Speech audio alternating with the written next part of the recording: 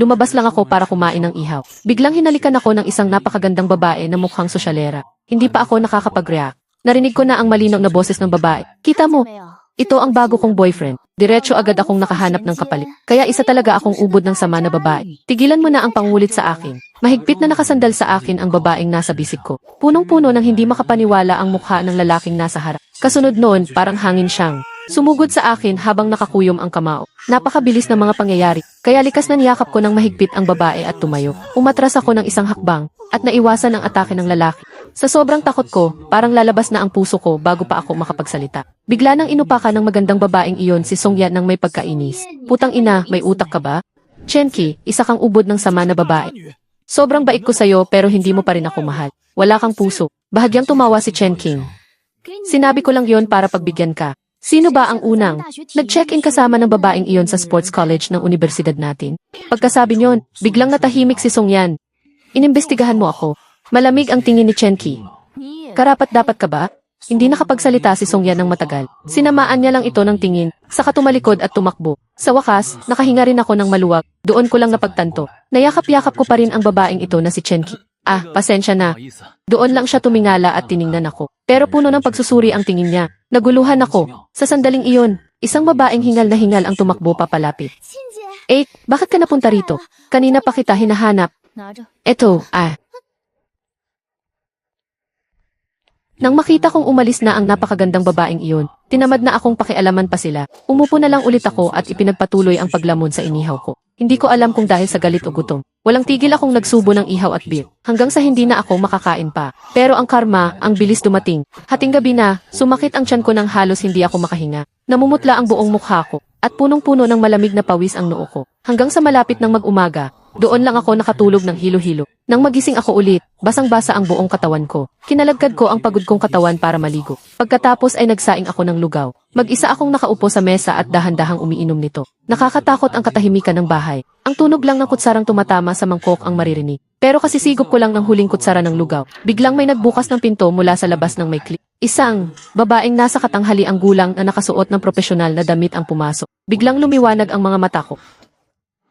Pero ang mama ko ay malamig lang na lumapit sa harap ko. Naghahanap ako ng paaralan para sa iyo. Bukas ang pasukan. Ito ang panggastos mo para sa buwang ito.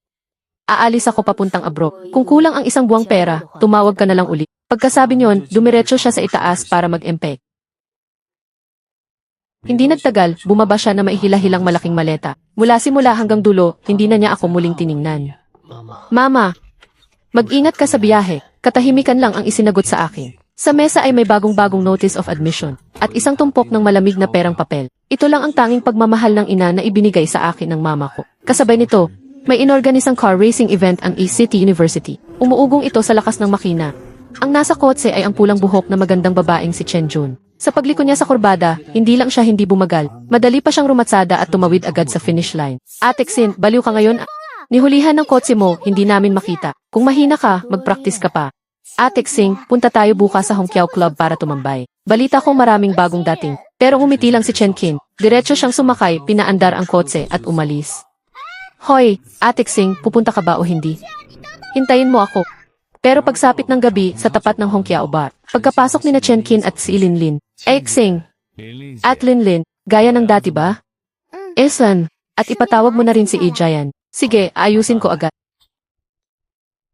Pero hindi ko inasahan. Nakasabay ng paglinaw sa pagpasok nila sa private room. Ako naman sa kabila, ay may naranasang bagay na sobrang hirap para sa akin. Kinabukasan, noong Setyembre noong nakaraang linggo, malamig at presko ang hangin ng Taglagas. Mag-isa akong naglakad papunta sa paaralan. Ito ba ang bagong kulungang inihanda ng nanay ko para sa akin? Sabi nila, matagal na ang kasaysayan ng paaralang ito, at napakapuno ng sinaunang alindo. Pero wala man lang akong maramdamang saya. Una akong pumunta sa opisina ng punong guro. Nang makita ko ang taong iyon, na dati sa libro lang lumalabas, nakaramdam pa ako ng kaunting pananabik. Napakabait niya, at mabilis niya akong naipasok.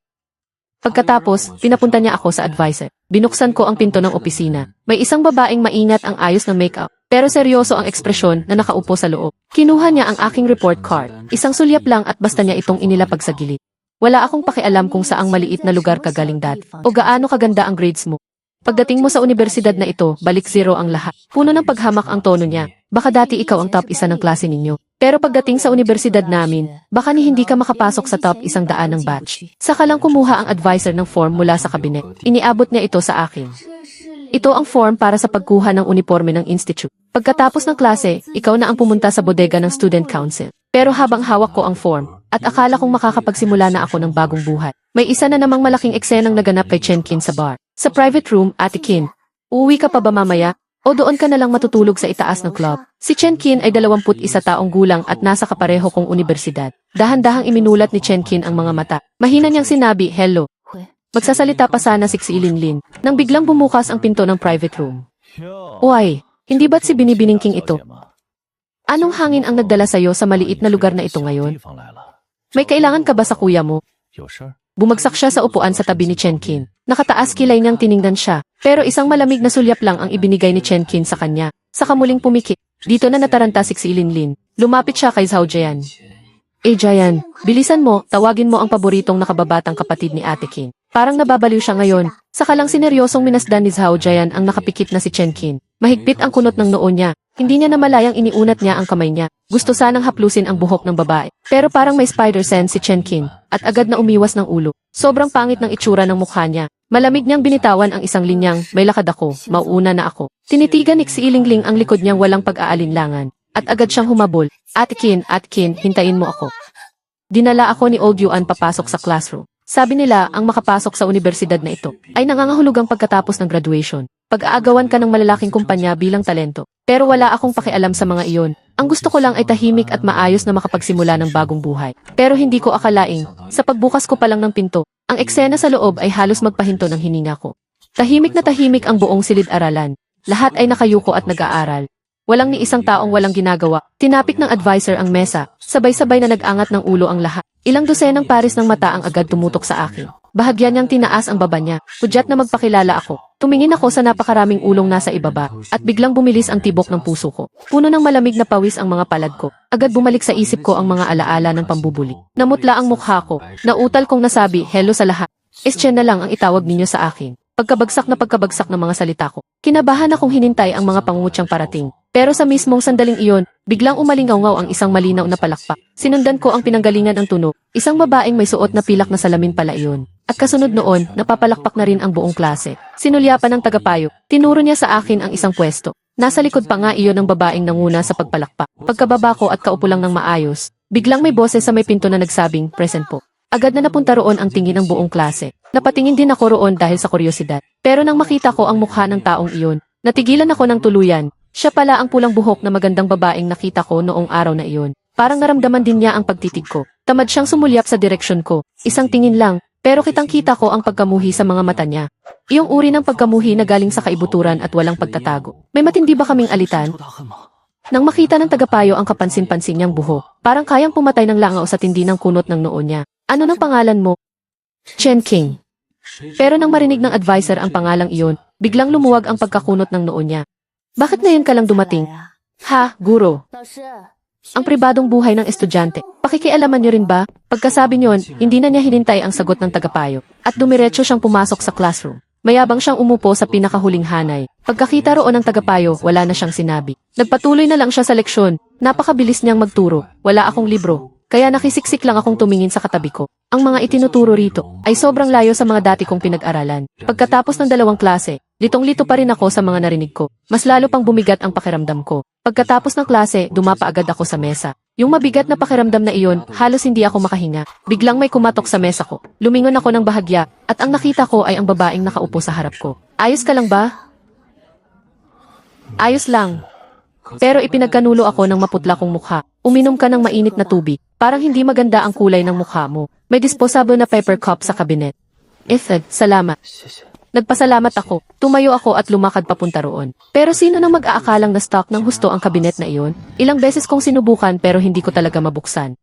Habang maghahanap na sana ako ng gamit, may narinig akong magaang na pangungutya sa tabi ng tainga ko. Paglingon ko, nakita ko si Chen Qin na bahagyang itinataas ang baba. May nakasabit na walang pakialam ng ngiti sa mukha niya. Hindi ko siya pinansin at yumuko ako para maghanap ng ruler na ipangbubukas. Pero sa sumunod na segundo, isang pamilyar na pares ng puting sapatos ang lumitaw sa tabi ko.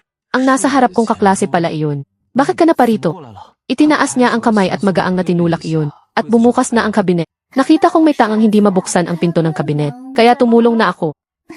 Pasensya na, pero sa alanganin at kakaibang sandaling iyon, may nagsabi, "Kayong dalawa, pwede bang huwag kayong magdikit-dikitan sa tabi ko? Ang bagal at ang arte nyo, nakakairita kayong tingnan." Bahagyang kumunot ang noo ng kaklase kong nasa harap. Samantalang hinilalang ni Chenkin ang sulok ng labi niya. Karapat-dapat ka bang banggitin ang pangalan ko? Habang nagbabaga na ang tensyon sa pagitan nilang dalawa, wala nang sinabi si Peruyan. Bahagya lang siyang humilik at saka umalis. Tinitigan ko ang likod ni Peruyan, at biglang may kakaibang lungkot sa dibdib ko. Ano, in love ka na ba agad? Huwag mong sabihing nagustuhan mo ang green tea na yon. Bigla akong yumuko. Isang pinalaking munting mukhang napakapino ang sumulpot sa harap ko. Sa takot ko, napaatras ako. Ano nang ginagawa mo? Duwag ka talaga. Bakit para kang multong sumusulpot? Pero sino nang mag-aakalang bahagya siyang pumikit, at unti-unti siyang lumapit sa akin. Paulit-ulit akong umatras. Ano nang ginagawa mo? Nang makita ni Chenkin ang itsura ko, may bahagyang bakas ng pagkakasala sa mukha niya. Bakit ganoon na lang siya katakot sa akin? Sa sandaling iyon, biglang pumasok si Peruyan. Chenkin, ano nang ginagawa mo? Nang makita ni Chenkin si Peruyan, sinulyapan niya ulit ako. At ang bahid ng pagkakasalang iyon ay agad naglaho. Ang natira na lang ay punong-punong pagkamuhi sa mukha niya. Diretso siyang umupo ulit sa pwesto niya. Yumuko at naglaro sa cellphone. Chen, ayos ka lang ba? Ayos lang ako, huwag kang mag-alala. Pagkatapos ng klase, ako na lang mag-isa ang natira sa silid-aralan. Nakasandal ang baba ko sa kamay habang nakatanaw sa puting magnolia sa labas ng bintana. Magulo ang isip ko. Bakit pa ako ganoon katakot? Inayos ko ang school bag ko at lumabas ng silid-aralan. Pinula ng dapit-hapon ang kalahati ng langit sa may tea house. Hindi ko napigilang ilabas ang cellphone ko para kumuha ng litrato. Pero nang matapos akong kumuha ng litrato, at ibinaba ko ang cellphone, biglang may isang anyo na pumasok sa kuha. Pulang-pula ang buhok niya, parang may naramdaman siya. Pero sino ang mag-aakalang nayanig ang kamay ko at napindot ko ang shutter? Hindi na ako nakahabol na burahin iyon. Kaya pinatay ko na lang ang cellphone at isiniksik sa bag. Nang tingnan ko ulit ang lugar kanina, wala nang tao roon. Kahit anino wala. Namamalikmata lang ba ako?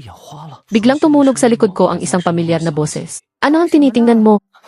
Paglingon ko, si Chenkin ang nakita ko. Nakatingin siya sa akin nang may mayabang na ngiti. Ano? Hinahanap mo ba ako?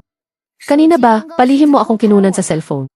Agad kong gustong sumagot, hindi kita palihim na kinunan. Ikaw mismo ang sumingit sa kuha ko. Pero sa isip ko lang iyon na isigaw. Si Chen Qingjiao ay gumuso at nagsabing ibigay mo. Kinabahan ako, pero iniabot ko pa rin ang cellphone. Kinuha niya iyon at binuksan ang gallery. Pag-scroll niya sa pinakataas, ayon niya, talagang baliw ka rin sa akin, ano? Tuluyan na akong nawalan ng masabi. Nag-swipe pa siya sa gilid. Pawang mga litrato ng tanawin ang kuha ko. Nawalan siya agad ng interes. Mabilis siyang nag-scroll, pero biglang may isang litrato na nagpatigil sa kanya. Wala pa siyang 2 segundong nakatingin, nang isang butuhing kamay ang umagaw sa cellphone, at tumalikod sa katumakbo. Ang bilis niya, parang may humahabol na masamang multo. Tinitigan ni Chenkin ang likod ko. Ang isip niya ay puno ng litratong nakita niya kanina. Mga braso, hita, tiyan, pisngi, pati balikat. Punang pasa, pamamaga, at mga bakas ng dugo. Nakakakilabot tingnan. Hindi niya namalayang nahipo niya ang tatoo sa may collarbone niya. Nang gabing iyon, pagkapasok ni Chenkin sa pinto, agad niyang narinig ang sunod-sunod na tawanan sa loob. Anak, nakauwi ka na. Halika, kain na. Sinulyapan ni Chenkin. Si Peruyan, na abalang nagpapakitang mag-ina ang samahan nila. At si Imbres Chen, tamad na tamad siyang naglakad papunta roon. At ipinatong ang isang paa sa kabila. Pabirong sabi niya kay Chen Hui, matandang Chen. Ayos ang mga ulam gayon. Tara, inom tayo. Estudyante ka pa lang sa kolehiyo, pero araw-araw alak ang nasa isip mo. Ano ba nang ayos iyan? Kumuha si Chenkin ng isang pirasong lotus fruit at isinubo. Ninuyan niya ng 2 beses. Pagkatapos ay bigla niya iyong iniluwa. Ang pangit ng lasa, ang tamis, ang umay. Bakit ba araw-araw na lang ito ang niluluto? Nakita ni Chen Hui na agad sumama ang mukha ng asawa niya sa tapat. Sinipa niya si Chenkin sa ilalim ng mesa. Ba't mo ako sinisipa? Ikaw rin naman, tingin mong pangit ang lasang ito, hindi ba? Yung klaseng tao lang naman ang sobrang mahilig sa ganitong katatamisan. Na tinatakpan ang tunay na lasa, biglang ibinagsak ni Ms. Chen ang chopsticks sa sahig. Galit na galit ang mukha niya. Sino ba ang pinatatamaan mo? Kung tutusin, ikaw ang talagang walang tamang pangalan at walang tamang katayuan. Matagal na akong sawa sa linyang iyan. Kalma lang siyang kumakain ng mani, ni hindi man lang siya napakunot noo. Napakagatlabi si Ms. Chen at hinila si Peruyan palabas. Malakas na sumara ang pinto. Biglang tumahimik ang buong villa. Tiningnan ni Chen Hui ang anak niya. Tinapik niya ang balikat nito. Huwag mong sisihin ang nanay mo. Baka masama lang ang pakiramdam niya ngayon. Matandang Chen, ilang beses ko na bang sinabi? Hindi ka gusto ng babaeng iyon. Tanga ka ba? Araw-araw kang parang asong sunod-sunod na lumalapit para magpakita ng pag-aalala. At ano nang nangyari? Sinulyapan ka ba niya ng maayos kahit minsan? Hindi ba't pareho lang, minamaliit ka pa rin niya. Iniisip niyang hindi ka presentable. Natigilan si Chen Hui. Pagkatapos ay namula sa galit ang mukha at lig niya. Ikaw ang kapal ng mukha mo. Ako ang tatay mo. Alam mo ba kung sino ang kinakausap mo? May mali ba sa sinabi ko? Ano ba talaga ang meron sa babaeng iyon? At sulit para gawin mo ang lahat ng ito para sa kanya na parang tanga? Habang siya, nasa labas at nagpapakasaya kasama ng ibang lalaki. Habang masaya siya, ano ang ginagawa mo? Sa mall, para sa walang kwentang proyektong iyon, uminom ka hanggang nagdugo ang sikmura mo. Parang aso ka. Noong nakahiga ka sa ospital na mahirap na kaawa-awa. Habang siya'y nagkakaanak para sa ibang lalaki. Bago pa niya matapos ang sasabihin niya, isang malakas na putok ang umalinggaw-ngaw. Namula ang mukha ni Chen Qin sa galit at itinaas ang kamay para sampalin si Chen Qingshan. Pero sa huli, hindi rin niya naituloy at napahinto siya. Sinulyapan ni Chen Qin si Chen Hui na nagingit-ngit sa galit. Napangisi ng malamig at tumalikod para umalis. Iniwan si Chen Hui na nakatayo roon, hawak ang dibdib at hingal na hingal. Nang hapon sa City Park, nakayuko si Xui Linlin habang hawak ang tiyan niya at nakaupo sa lupa. Tawang-tawa siya hanggang lumuha. Si Chen Qing naman, may benda ang noo at nakaupo sa duyan. Nang marinig niya ang tawa nito, ibinaba niya ang tingin at sinulyapan ito. Pinunasan ni Xui Linlin ang mga luha niya at tumayo, saka nang aasar na sabi, "Ate, hindi sa pinupuna kita, pero sobra naman laki ng tapang mo. Naglakas loob ka pang sumagot sa tatay mo. Kung hindi ka mapalo, sino pa?" Sinulyapan siya ni Chen Qin, at bihirang-bihira, hindi siya sumagot. Pagkakita ni Xi Lingling sa ayos niyang iyon, alam na niyang masama na naman ang timpla nito. Marahan siyang napabuntong hininga, at binalikan ang mga alaala. Si Chen Qing na ito, 1 taon na ang nakalipas, dahil sa malamig niyang mukha at napakahusay na galing. Sumikat siya sa mundo ng karera ng mga estudyante sa kolehiyo. Sa pista ng karera, siya ang pinakamabangis na hari. Pagkababa naman niya sa pista, malaya at padalus-dalos siya. Palit ng palit ang mga humahanga sa paligid niya. Pero alam kong bukod sa karera, ang puso niya ay hindi kailanman napunta sa kahit sino. May mga pagkakataong gusto ko talagang makita. Kung anong klaseng tao ba? Ang karapat-dapat na pag-alabin siya sa pag-ibig hanggang magalit at mamula ang mga mata. Ewan ko kung makikita ko pa iyon sa tanang buhay ko. Ano ang tinitingnan mo? Gusto mo ba ako? Sinalubong ko ang tingin ni Xi Linlin at malamig na sabi. Biglang natawa si Xi Linlin. Hindi ko kaya. Hindi ko kayang galawin ang tulad mong malaking Diyos. Gusto ko pang humaba ang buhay ko ng ilang taon. Bigla siyang nakakita ng 2 pamilyar na figura. Biglang nagbago ang tingin niya. Humakbang ang mahahaba niyang binti at sinundan niya ang mga ito. Agad ding pinigil ni Xi Lingling ang ngiti niya. At sumunod din siya. Ilang oras ang nakalipas, inagaw ko ang telepono. At tumakbo ng malayo sa isang hinga. Huminto lang ako nang hindi ko na talaga kayaning tumakbo pa. Humihingal ako ng malalim. Pagkaraan ng kaunting pahinga, tumayo ako ng tuwid at inilabas ang telepono para i-unlock ito. Isa-isang larawan ng nakaraan ko ang nakita ko at tinitigan ko ng ilang segundo. Pagkatapos, bigla akong natawa. At walang pag-aatubili kong pinindot ang delete. Lahat ng iyon ay nakaraan na. Mula ngayon, hindi ko na ulit pagdaraanan ang mga bagay na iyon. Hindi ko na kailangang mangamba araw-araw. At maging sobrang maingat. Huminga ako ng malalim, nakaramdam ang isip at katawan ko ng gaan na hindi ko pa naranasan kailanman. Nang maghahanda na sana akong umuwi, biglang sumalakay ang matinding pulikat sa sikmura ko. Hinawakan ko ang tiyan ko at tumakbo papasok sa banyo. Matapos ang sunod-sunod na pagsusuka at pagtatay, hawak ko ang gamot na binigay ng butika at maputlang-maputla akong umupo sa bangko sa parke. Bigla kong naramdaman na may isang babaeng nakatayo sa harap ko. Pero yan, ba't nandito ka? Tiningnan niya ang maputla kong mukha. Ano nang nangyari sa'yo? Bakit ang sama ng kulay ng mukha mo? Dati ko nang sakit ito. Ayos lang, huwag kang mag-alala.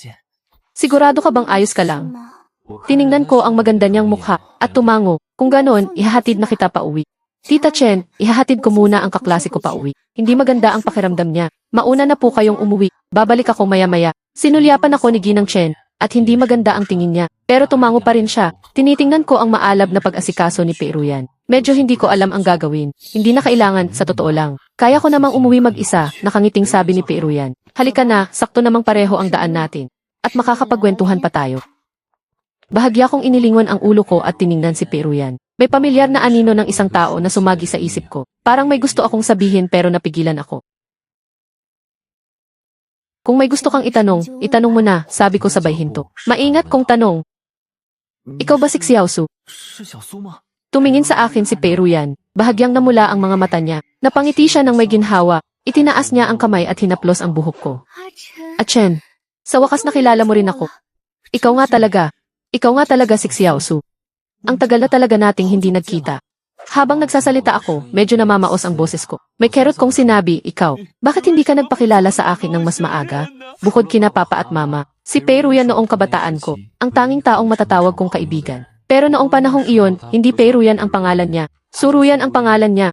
Noon, binubuli ako ng iba. Si Suruyan ang nagligtas sa akin. At inihatid pa niya ako pauwi. Pagkatapos noon, naging matalik kaming magkaibigan. Sabay kaming pumapasok at umuuwi galing eskwela. Nang makita iyon ng mga nambubuli sa akin, pati si Suruyan ay binuli rin nila. Pero kahit mukhang payat at mahina siya, magaling naman siyang makipag-away.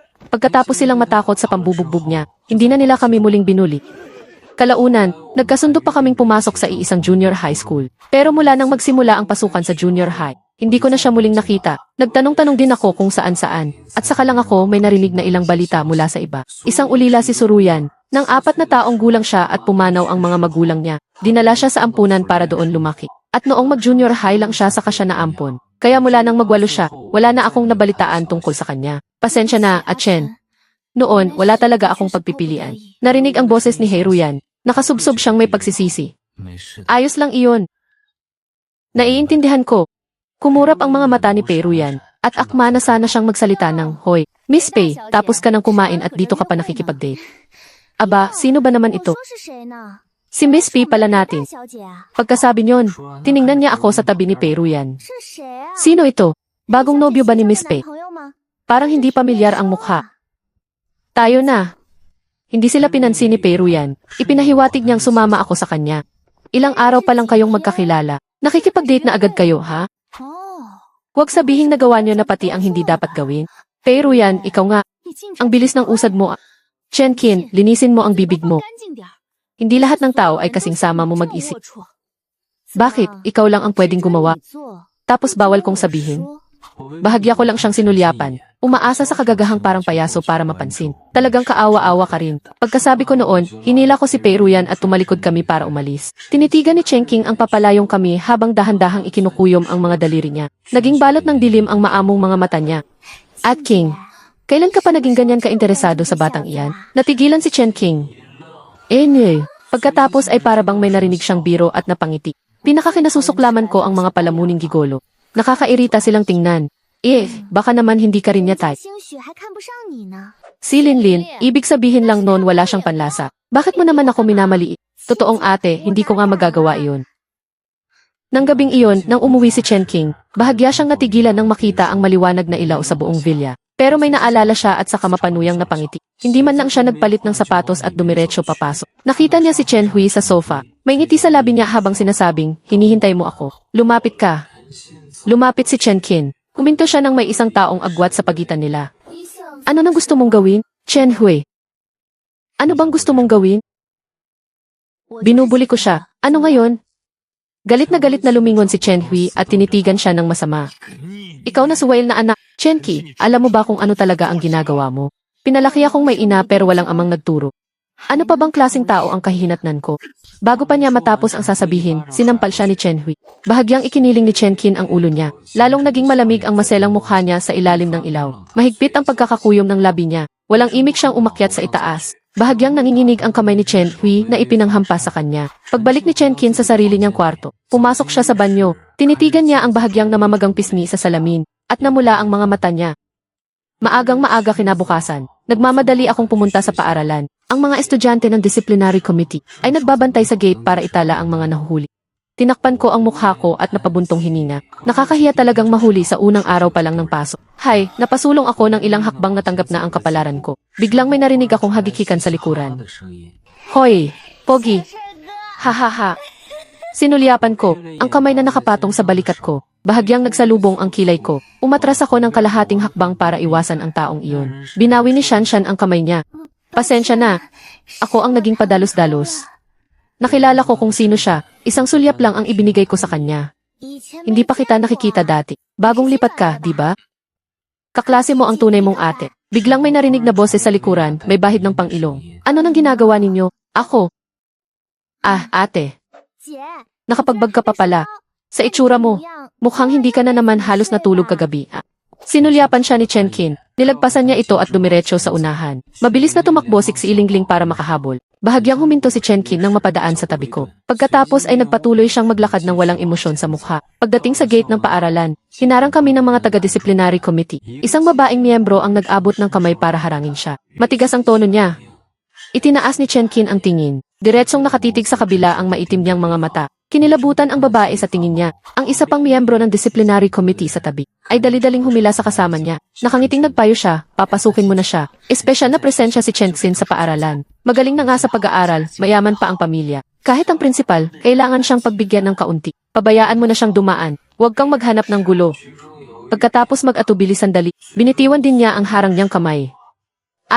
Binawi ni Chenkin ang tingin niya. Lumingon siya para tawagin si Xilinlin. Pero nakita niyang parang asong sunod-sunuran si Xilinlin. Nakadikit sa tabi ko, hawak pa niya ang gatas ko. Kanina, nakatayo ako sa gilid at kumakain ng sandwich. Nang marinig ko ang kumakalam niyang tiyan, kaya inabot ko na lang sa kanya ang sobrang mainit na gatas.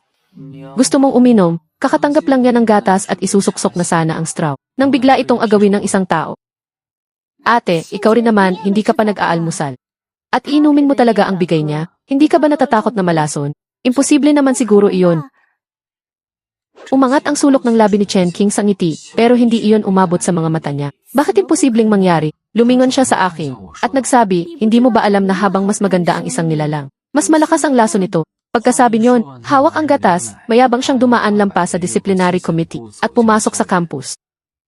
Bakit ngayon ka lang dumating? Nahuli ka ba? Sa daan. Medyo traffic kasi.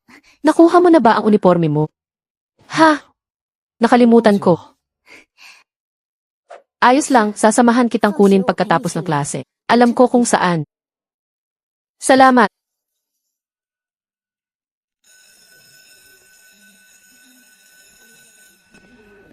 May kailangan ba kayo? Estudyanteng Chenkin, dito ako upo. Doon ka sa likod umupo. Nakahinga ng maluwag ang babae. Agad niyang yakap ang mga libro at lumipat doon. Isiniksik ni Chenkin ang bag niya sa ilalim ng mesa. Paglingon niya, nakita niyang nakatitig ako sa kanya. Bakit ka ba nakatitig sa akin ng ganyan? Gusto mo ba ako? Pinapayuhan kitang layuan mo si Peiruyan. Hindi siya mabuting tao. Chenking, tama na. Peiruyan, ano bang kinalaman mo kung kinakausap ko siya? Sasagot na sana si Peiruyan, nang biglang malakas na sumita ang guro sa may podium. Chenkin, huwag ninyong isipin na dahil maganda ang grades ninyo, pwede na kayong magsalita sa klase kung kailan ninyo gusto. Ngumiti si Chenking sa guro. Pasensya na po, ma'am sir, ituloy niyo lang po. Nang tanghali, hinanap ako ni Peiruyan. Tara, sasamahan kitang kunin ang uniforme mo. CJ. Mahina akong sumagot, nakaupo si Chenkin sa upuan niya. Habang naririnig niyang tinatawag ako ni Peiruyan, marahan niyang tinapik ang mesa gamit ang mga daliri niya. Tinitigan niya ang likod naming dalawa na para bang may iniisip. Pagkakuha namin ng uniforme, nagpunta kaming dalawa sa kantina para kumain. Sa daan, marami ang palihim na napapatingin sa amin. Puno ng pagkamausisa ang mga tingin nila. Tutal, kilala si Peiruyan bilang malamig at henyong estudyante. Lagi siyang mag-isang kumikilos. At ngayon, may kasama siyang estrangherong gaya ko. Kahit sino mapapatingin ng ilang beses. Hoy, ano sa tingin mo? May namamagitan kaya talaga sa bagong transferee na iyon at kay Pei na honor student. Sinulyapan kami ni Songting. Yumuko siya at nagpatuloy sa pagkain, kunwaring walang pakialam. Wala akong interes. Nagmamalinis lang siya. Haha. Pagkatapos kumain, inayos ni Songting ang lailayan ng damit niya at nagsuot ng maayos na ngiti sa mukha. Pagkatapos ay lumapit siya kay Peiruyan. Ruyan, parang hindi ko pa nakikita ang isang ito dati. Esan. Hello, Hichen ang pangalan ko. Kakalipat ko lang dito. Hello, Songting. Pagkatapos kumain, sabay-sabay kaming tatlo na naglakad palabas. Mas marami pa ang titig na sumunod sa amin kaysa kanina. Sina Songting at Peiruyan ay palaging nasa top 5 ng batch. Kapag magkatabi ang dalawa, isa silang magandang pares ng babae at lalaki. Kaya marami ang lihim na napaisip na bagay sila. Walang tigil si Songting sa pakikipag-usap kay Peiruyan tungkol sa pag-aaral. Peiruyan, tayo na naman siguro ang mag-host sa welcome party na ito, di ba? Mahigpit na kinuyom ni Songting ang kamao niya bago dahan-dahang binitawan. Nakangiti pa rin siyang nagtanong muli kay Peiruyan. Nakikinig ka ba sa sinasabi ko? Ha? Ano nang sinabi mo? Bubuka pa lang sana si Songting. Nang sumugod si Songnoo at sinigawan ako. Kanina pa sa gate, dikit ka na kay Chenkin. At ngayong tanghali, hinahanap mo na naman si Peiruyan. Ano ba talagang pakay mo? Layuan mo ang kuya ko.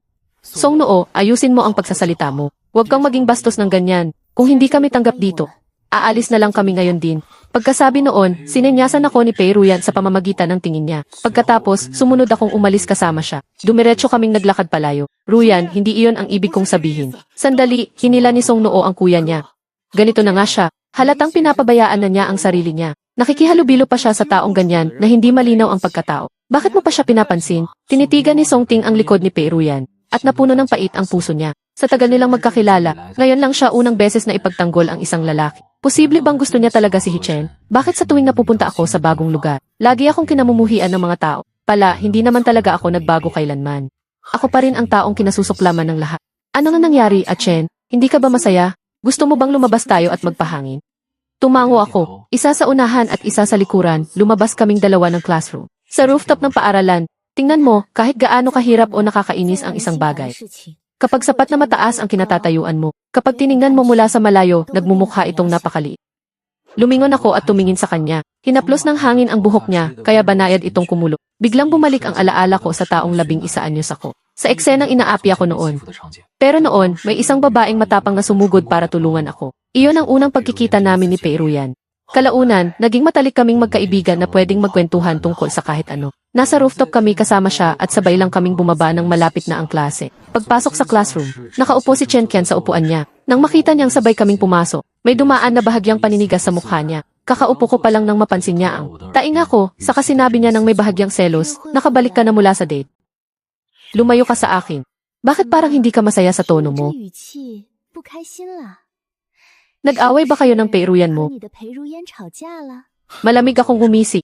Ano naman ang kinalaman mo roon? Nagbago ang ekspresyon ni Chen Jun, at dahan-dahang umupo pabalik sa pwesto niya. Pagkatapos ng klase, matapos maglinis, ako ang huling umalis ng classroom. Hindi pa ako gaanong nakakalayo sa gate ng paaralan. Nang isang grupo ng mga binatang mukhang siga, ang biglang humarang sa akin. Biglang bumilis ang tibok ng puso ko. Nagkunwari akong kalmado at sinubukang umiwas. Pero halatang ako talaga ang pakay nila, at binarahan nila ako sa isang eskinita.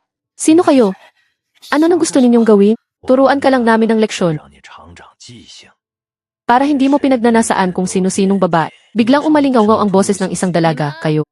Ano nang ginagawa ninyo? Nakasabit sa isang balikat ni Chen Qin ang school bag niya habang nakasandal sa bungat. Nakasara hanggang taas ang zipper ng itim niyang jacket. Nakatago sa kwelyo ang payat niyang baba. Matagal-tagal din kitang hindi nakita, binibining Chen. Ano bang ginagawa namin? Wala namang malaking bagay. Sinasamahan lang naming maglaro ang isang batang walang modo. At tinuturuan siya ng tamang asal. Maingat ko siyang tiningnan. Naisip ko, siya kaya ang nagpadala sa mga taong ito. Dahil lang ba sumagot ako sa kanya kanina? Miss Chen, matalino kayong tao. Binabayaran lang ako para gawin ito at ayusin ang gulo ng iba. Ipagpalagay niyo na lang na wala kayong nakita. Bigyan niyo naman ako ng pabor. Iinom ko kayo sa susunod. Huwag kang mag-alala, hindi ko naman siya gaanong kilala. Hindi kami magkamag-anak o anuman. Bakit pa ako makikialam sa bagay na to? Sige, magpatuloy kayo. Biglang lumubog ang puso ko. Isang mapaklang kirot ang umakyat sa dibdib ko. Hoy! Ano nang gagawin ko? Sa ayos mo ngayon, mukhang katapusan mo na talaga ngayon. Hindi mo ba talaga ako tutulungan? Siyempre, pwede kitang iligtas. Pero, kailangan mo munang pumayag sa isang kondisyon ko. Sa madilim na eskinita, kumikinang ang mga mata ng dalaga. Chen King, pumapayag ako.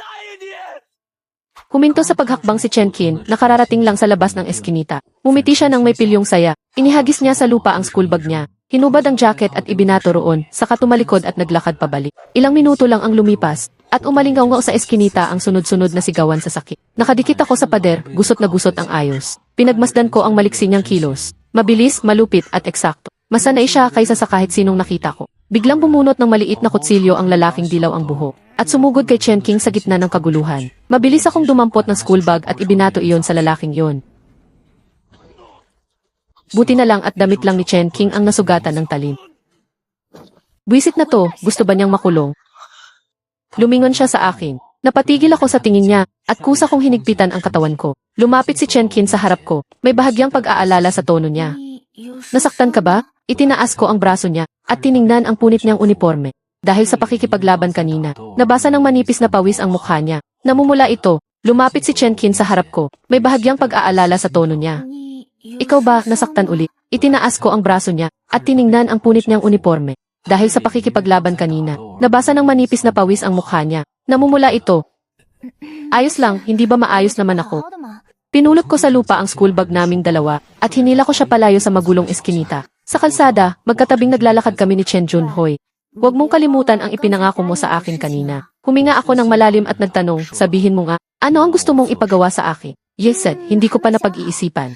Sasabihin ko sa'yo pag napag-isipan ko na. Tutal may utang kang isang pabor sa akin. Biglang kumalam ang tiyan ni Chen Qin sa sandaling iyon. Biglang namula ng todo ang buong mukha ni Chen Qin. Tinitigan niya ako ng masama sa hiya at inis. Ano ang tinitingin-tingin mo? Hindi ka pa ba nakarinig ng taong nagugutom? Ang tao'y bakal, ang kanin ang bakal din. Akala mo ba hindi kailangan gumamit ng enerhiya? Bilisan mo na at dalhin mo ako para kumain. Pero kahit ilang sunod-sunod na tindahan ang pinuntahan namin, hindi pa rin nasiyahan si Chengson. Bigla niya akong tinanong, taga saan ka ba? Sa Sunan, sa Sunan. Kung ganon, ikaw na lang ang magluto ng pagkaing Jiangnan para sa akin. Hindi pa ako nakakakain ng tunay na authentic na ganoon. Nag-isip ako sandali at tumango. Pumunta kami sa supermarket para mamili ng sangkap. Ang dami ko talagang gustong kainin. Mukhang maganda ang isdang ito. Bilhin din natin yung hipon at gulay rin. Kumuha na lang tayo ng kaunti sa bawat isa. Paglabas namin, may dala akong ilang supo. Umuwi kaming dalawa sa bahay ko. Dumiretso ako sa kusina at naging abala. Samantalang si Chen Jun, parang nasa sarili niyang bahay lang. Nakahandusay sa sofa habang nanonood ng Z. Kain na, sigaw ko sa kanya. Bumangon si Chen Jun mula sa sofa at lumapit. Kaswal ko siyang tinanong kung ano ang gusto niyang inumin. May fruit juice ba? May beer? Hindi pwede. Taos puso. Umuso siya. Kumuha siya ng isang pirasong chicken wing at isinubo. Bakit matamis ito? Hindi ba matamis naman talaga ang cola chicken wings? Mas matamis ang panlasa ng mga taga-Sunan. Bakit ang tabang din ng gulay na ito? Wala man lang lasa. Gusto ko ng maanghang. Di subukan mo ito. Malasa ito. Maalat at mabango, pwede na kahit paano. Itnadi, ayos lang naman. Pagkalipas ng kalahating oras, napakibot ang gilid ng bibig ko habang tinitingnan ang mesa na puro bakanting plato na. Ito na ang sinasabi mong pwede na kahit paano. Pagkatapos kong ligpitin ang mga pinggan at kubyertos, nadiskubre kong nakapulupot na siya sa sofa at nakatulog. Nakaurong ang katawan niya, nakapulupot sa sofa na parang munting pusa. Naalala ko ang nangyari kanina sa araw na iyon, kung paano siya nakipaglaban sa iba para iligtas ako, at hindi ko maiwasang may umalon sa puso ko. Sa totoo lang, mabuting tao si Chen Qing. Bakit mo ako tinitigan? Biglang dumilat si Chen Qing, at nagulat ako ng husto. Umupo siya at tinaasan ako ng kilay. Alam kong gwapo ako, pero masyado namang prangka ang tingin mo. Pinaikot ko ang mga mata ko. Umupo ako sa silya sa tabi. Kung gising ka na, umalis ka na. Gabi na. Naputol siya ng masiglang ringtone ang telepono niya. Sinagot niya ang tawag at binuksan ang speaker. Ate, nasaan ka? Pumunta ka agad sa dati nating lugar. Yung batang Su na yon, wala talagang takot. Pinoprovoke ka na naman. Sabi niya, noong huli raw, nilampaso mo siya ng husto. Sa pagkakataong ito, may dala siyang mga kakampi para makaganti. Pupunta ka ba o hindi? Noong una, balak sana niyang tumanggi. Pero nang dumaan ang tingin niya sa akin, biglang nagbago ang tingin niya. Sige, paghintayin mo siya. Darating ako agad. Ibinaba niya ang tawag. Tumayo siya at isinuot ang jacket niya. Tara, isasama kita sa isang lugar. Sasama ka ba o hindi? Nako, alang-alang na lang sa makatarungan kong pagtulong ngayon. At sa pagtulong kong mapaalis ang masasamang tao para sa iyo. Samahan mo na ako sa isang lakat. Tara na, tara na. Utang na loob, parang may utang talaga ako sa iyo. Malayo ang tinakbo ng taxi. Sa huli, huminto ito sa isang bakanting load. Bumaba ka na, Ate Kin. Tumakbo palapit si Xilinlin, at nang makita niya ako, ay biglang lumiwanag ang mga mata niya. Uy, dumating din ang poging binata. Aba, sige, itanggi mo pa. Sinama mo na nga siya rito, matigas pa rin ang ulo mong sabihing hindi mo siya gusto. Mukhang may eksenang selosa na mapapanood ngayon. Nga pala, Ate Kin, dumating na ang batang si Suksin. Marami siyang dalang tao, naghihintay sila sa may bungad sa labas. Esan? Chen Qian. Akala ko umatras ka na at hindi ka na nangahas lumabas. Ano, hindi ka pa ba nagsasawa sa pagkakakulong? Mukhang masarap ang pagkain sa loob. Ang bilis mong nakalabas para magmayabang uli. Kung hindi mo ako trinaydor noong huli, sa tingin mo makukulong ako. Kung talagang gusto kitang tirahin ng patalikod, akala mo makakalabas ka pa ng buo at maayos? Magandang bagay ang utak. Sayang at wala ka nun. Namutla ng bahagya si Suksing. Lalong bumigat ang tono niya. Isang buwan kitang hindi nakita. May lakas ka bang makipag one-on-one sa akin? Parang ang laki namang biro niyan. Talagang kakaiba ang kapal ng mukha mo. Suksing, hindi ka pa ba nagsasawa sa presinto? Sa pagkakataong ito, gusto mo na bang dumiretso sa orthopedics ng ospital? Magpareserba ka na rin ng EU ward. Sige, pagbibigyan kita. Chen Yin, huwag kang masyadong hambog. Hindi pa tiyak kung sino ang mananalo. Ngayong gabi, ipapakita ko sa iyo kung sino ang tunay na hari rito. Doon lang napansin ni Suksing na naroon ako sa tabi ni Chen Qin. Dumikit sa akin ang tingin niya. Hindi niya namalayang napalunok siya. Napansin ni Chen Qin ang tingin niya. Agad siyang napakunot noo. Humakbang siya pasulong at humarang sa harap ko. Ano ang tinitingnan mo? Ayusin mo ang bastos mong mga mata. At ubiling ibinalik ni Suksing ang tingin niya. Chen Jian, may lakas ka bang tumaya? Magkarera tayo. Kapag natalo ka, ibigay mo sa akin ang munting gandang nasa likod mo. Kapag ako ang natalo, bibigyan kita ng pinakabagong modelo ng pagani. Ano? Hindi ka naman lugi, di ba? Pwede, pero may idadagdag akong kondisyon. Kapag natalo ka, isama mo ang basurahan mong kotse at lumayas ka sa mundo ng karera. Huwag ka nang muling magpakita sa harap ko. Naiinis ako sa tuwing nakikita kita. Pumapayag ako. Pagdating ng oras, huwag kang magsisisi. Anong ibig mong sabihin?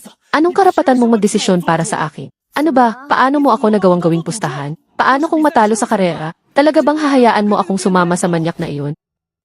Huwag kang mag-alala, tayong dalawa siguradong matatalo siya. Anong tayong dalawa? Hindi ako marunong magmaneho, Chen King. Pero tumalikod siya at kinawayan ako. Pumasok siya sa silid palitan. Ayoko na. Huwag kang umalis. Isa ako sa pinakamagagaling sa college racing scene. Magtiwala ka sa akin. Lumingon ako at nagkatitigan kami sa pagitan ng racing helmet. Tinitigan ko ang bilog niyang mga matang parang usa. Punong-puno ng pakiusap. Lumambot ang puso ko. Muli kong ikinabit ang seatbelt. Alam ko na nga ba, si Achen talaga ang pinakamabait. Dahan-dahang umandar ang sasakyan. Habang pinakikinggan ang nakabibinging ugong ng makina, mahigpit kong kinapit ang upuan. Achen, alam mo ba kung bakit noong college? Pinili ko ang karera.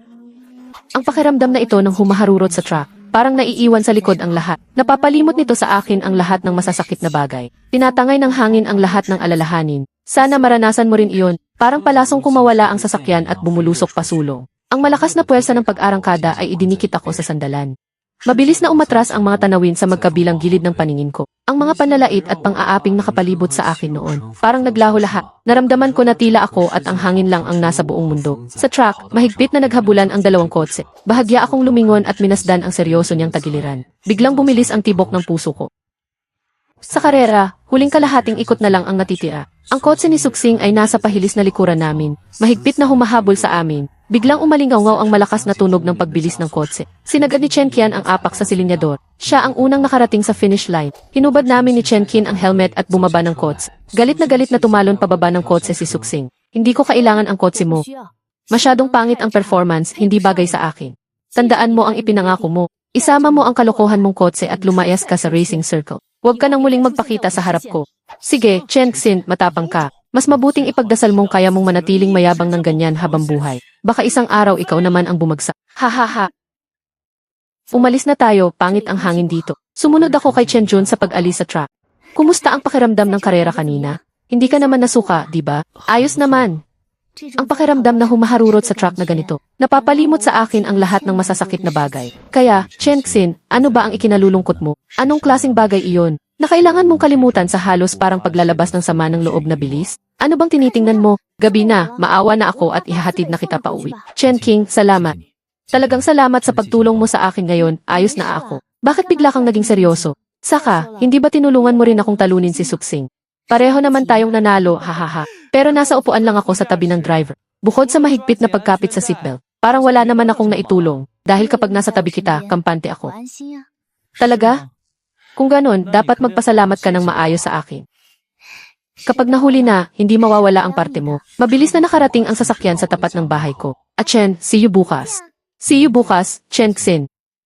Pagkababa ni Chen Qin, puno ng pag-asa ang mukha niya habang pinapanood akong umuwi. Kinawayan ko siya at tumalikod para umakyat. Kinabukasan sa paaralan, inilagay ni Chen Qin ang almusal sa mesa ko. Magandang umaga, Chen. Dinalhan kita ng almusal. Sa sobrang init ng pakikitungong ito, medyo hindi ko alam ang gagawin ko. Kumain na ako. Ikaw na lang ang kumain. Para talaga sa'yo ito binili. Ang payat-payat mo, mahaba ang mga klase sa umaga, kainin mo na lang mamaya kapag nagutom ka. Bawal magsayang. Tumunog ang bell para sa klase. Physics ang unang subject. Ang guro sa physics ay nagtapos sa isang sikat na universidad. Napakahigpit ng lohika ng pagtuturo niya. Kapag bahagya kang nawala ng focus habang nakikinig, hindi mo na masusundan ang lohika niya. Nang matapos ang klase, doon ko lang napansing hindi pumasok si Peruyan ngayon. Kinuha ko ang phone ko at pinadalhan siya ng mensahe. Siguro may urgent siyang pinagdaraanan. Hindi pa rin nag-reply si Peruyan. Buong umaga, si Chen Qin ay nakadapa lang sa mesa at natutulog. Pagtunog ng bell sa tanghali, gising ate. May bagong bukas na hotpot restaurant sa labas ng school. Sobrang ganda ng reviews. Tara, tayong dalawa ang kumain. Ate King, tara na. Itinaas ni Chen Xin ang ulo niya mula sa upuan. Kaswal siyang sumulyap kay Sen Linli. Tumayo at hinila ako. Tara, kung gutom ka, sabay na tayong kumain. Si Chen Qin ay isa ng sikat na tao sa campus. At dagdag pa roon, napakagwapo ko rin. Kaya kaming tatlong magkasabay na naglalakad, ay mabilis na naging kapansin-pansing tanawin sa paaralan. Noon, nakita ko sa malayo ang isang pamilyar na anyong papalapit. Si Peruyan iyon. Ang mahaba at malambot niyang buhok ay nakalugay sa balika. Medyo namumula ang paligid ng mga mata niya. Nakita rin niya ako at si Chen Qin sa tabi ko.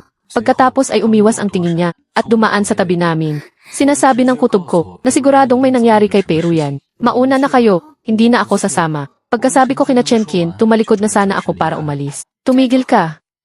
Hahanapin mo ba si Peruyan? Kayo na lang ang kumain. Huwag niyo na akong intindihin. Titingnan ko lang kung anong nangyari sa kanya.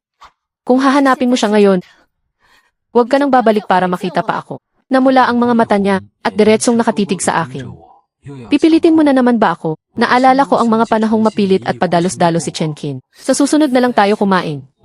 Hindi ko pinansin ang pagbabanta ni Chenkin. Pagkasabi ko noon, tumalikod ako at lumakad papunta kay Peruyan sa likuran. Ate, ayos lang. Tayo na lang dalawa. Mas komportable pa nga ako kung wala ang torpeng iyon. Masasabi ko kahit anong gusto kong sabihin. Peruyan, ayos ka lang ba? May nangyari ba? Peruyan, ano nang nangyari sa mukha mo? Wala, ayos lang. Medyo masama lang ang pakiramdam ko. Kaunting lagnat lang. Nagpaalam ako para kumuha ng gamot. Nakita ko ang mensahe mo sa akin. Salamat, Achen. Tiningnan ko ang namamaganyang kanang kalahati ng mukha. May bahagyang bakas doon ng pulang marka ng sampal. Mabuti kung ayos ka lang. Tara na, halos tanghali na. Ililibre kitang kumain. Ano ang gusto mong kainin? Esan. Inilapag ko ang tray ng pagkain sa harap ni Peruyan. Bahagyang nakayuko si Peruyan at tahimik na kumakain gamit ang chopsticks. Ruyan, napag-isipan mo na ba ang mungkahi ni Uncle Pei? Nang marinig ni Peruyan ang sinabi niya, hindi man lang siya tumingala, pero nakita kong napahigpit ang hawak niya sa chopsticks. Binata, hindi ka pa ba nadala sa huli? Ikaw pala, Songting. Ano ang ginawa mo kay Achen? Wala naman, pinamukha ko lang sa kanya ang realidad, para malaman niya ang lugar niya. Sa charity ball na gaganapin ng pamilya ko sa weekend, tandaan mong pumunta. Gusto kitang maging pinakamagandang kapareha ko sa sayaw. Tungkol naman sa probinsya nung ito, pwede ka ring pumunta. Tutal, kapag nakakita ka na ng putikan, saka mo malalaman kung gaano kataas ang ulan. Tingnan mo kung ano ang tunay na karangyaan. At ang pagkakaiba nito sa isang mababang uri na tulad mo. Achen, ikaw huwag kang makinig sa mga kalokohan niya. Ganyan talaga siya, puro walang kwentang sinasabi. Wechat niya ba iyon? Hindi ganoon iyon. Ruyan, sasamahan kita sa weekend. Achen, ayokong madamay ka sa mga komplikadong bagay na ito. Ikaw ang mapapahamak. Huwag kang mag-alala, ayos lang. Hindi naman pwedeng hayaan kitang harapin mag-isa ang mga lobo. Mga asong gubat na iyon, di ba? Pagkatapos, itinaas niya ang ulo at tumingin sa akin.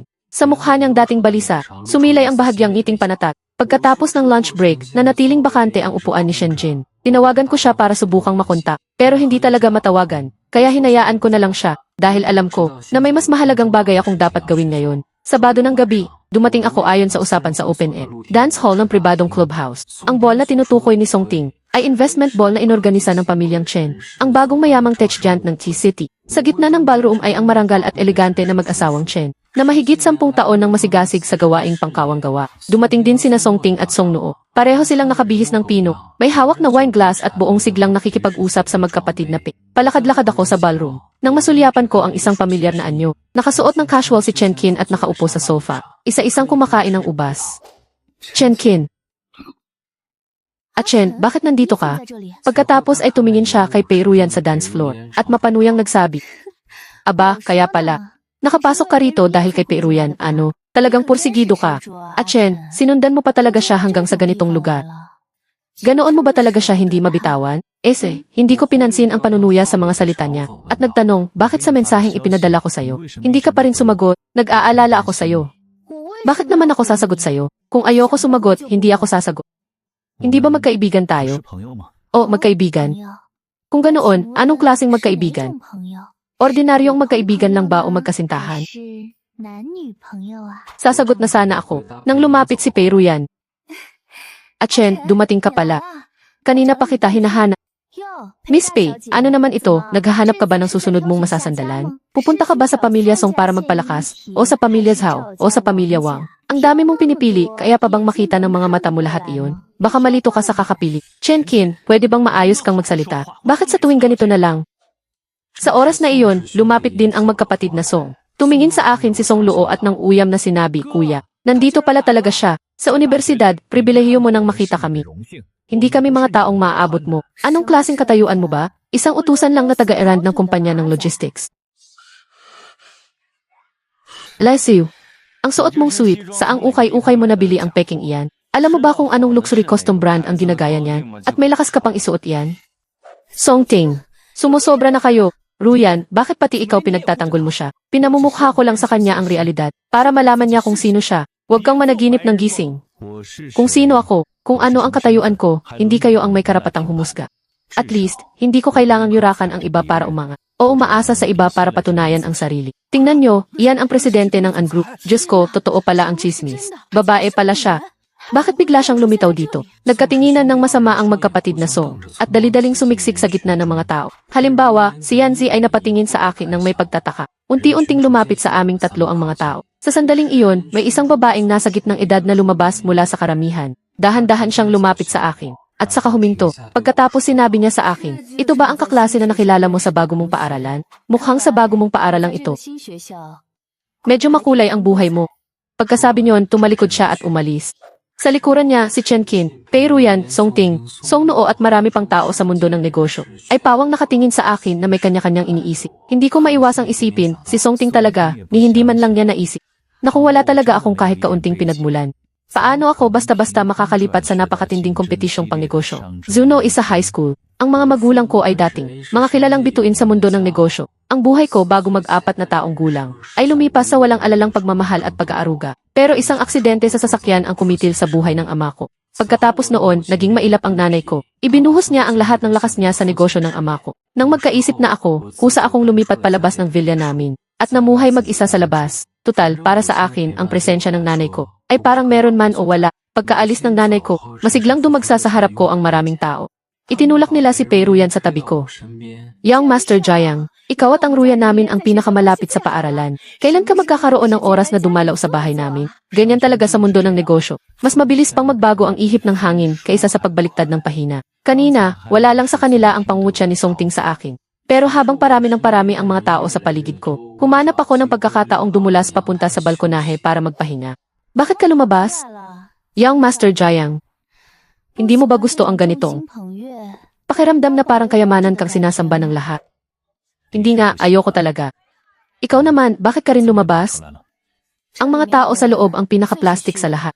Sip-sip sa makapangyarihan, apak sa mahina, mga magkakasabwat na pare-pareho ang ugali. Nakakadiri silang tingnan. Pasensya na, Chenki. Noong araw na iyon, hindi kita dapat iniwan ng ganoon. Sa totoo lang, matagal ko nang kilala si Pei Ruyu mula pagkabata. Mahalagang kaibigan siya sa akin. Nang makita ko siyang ganoon noong araw na iyon, wala akong nagawa kundi alagaan siya. Ang Anjayang Group at ang pamilyang Pei. Ang aga pala nilang nagkakutsabahan. Talagang bagay ang estado nila sa isa't isa. Pagsasanib ng dalawang makapangyarihan. Hindi ka ba pwedeng magsalita ng maayos? Kailangan mo bang laging may pangungutya? At saka, nang makilala ko si Ruyan, hindi pa Pei ang apelyido niya. Noong lumaki na lang siya inampon ng mag-asawang Pei. Pagkarinig ni Chenki sa sinabi ko, bahagyang natigilan ang tingin niya. Inampon si Pei Ruyan. Noong huli, bigla mo akong binaste at pinakain mo akong mag-isang hotpot. Sige nga, paano mo ako babawiin sa pagkakataong ito? Tinapatan ko ang prangkanyang tingin at bahagyang uminit ang mukha ko. Ano bang gusto mo? Ang mga pagkain sa sayawang ito, sobrang pangit ng lasa. Puro pakitang tao lang ang lahat. Tara na, Young Master Jiang. Dadalhin kita sa talagang masarap na makakainan. Hoy, sandali. Nasa loob pa si Pei Ruyan. Aalis na lang ba tayo ng ganito? Huwag kang mag-alala, alam na ngayon ng buong mundo na si Pei Ruyan ay taong pinoprotektahan mo, Young Master Jiang. Ang mga oportunistang iyan na sunod sa ihip ng hangin. Kulang na lang sambahin siya. Sino ang mga ngahas na pahirapan siya sa oras na ito? Tara na. Sa isang barbecue stall sa gabi, nakaupo kami ni Chen Qin sa pwesto.